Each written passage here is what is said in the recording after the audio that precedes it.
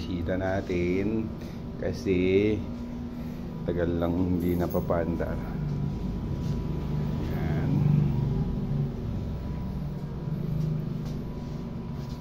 Gas tuti. Alright, let's go. Bisita natin ito.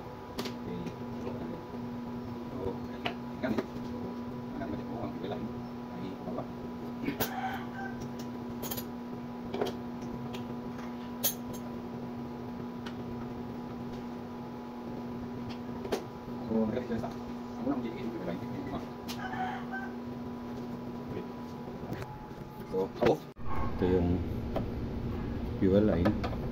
I-on ko siya ngayon kung walang lumalabas.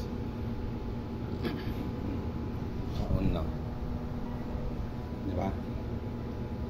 So ngayon pa lang siya tumutulak. Ayun, no? Yan. Parang wala siyang lumalabas sa gas. Wala ko yan. Atang paraan na yung pump niya. Hindi naman, halika, kumakita mo. Kasi tinanggal ko siya dito sa hose. Yan o, naka-off. Ito yung ano, yan naka-off, di wala lumalabas. I-on ko siya. Yan, meron na siya ngayon, pero hindi ganun kalaki. Buti hindi pa kanis yung yan. Eh, yun, buksan natin. Anong problema niya po? Yung gas carburetor niya, ito, yung daluyan ito? hindi siya bumababa. Ibig sabihin, parado? Maaari. Pero marami naman, di ba?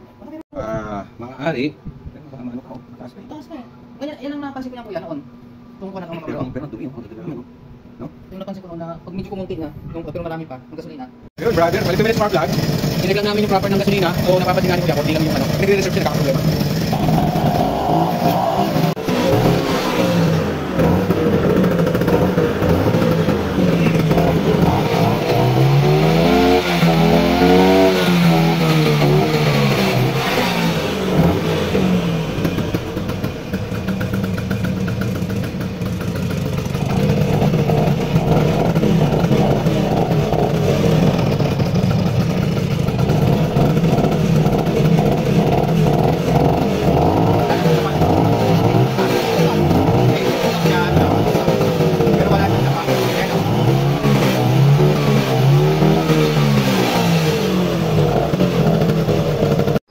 Ayan na, pinark na namin.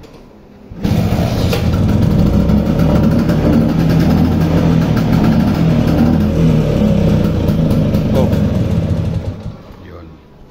Naka-off na yung gas niyan. Alright.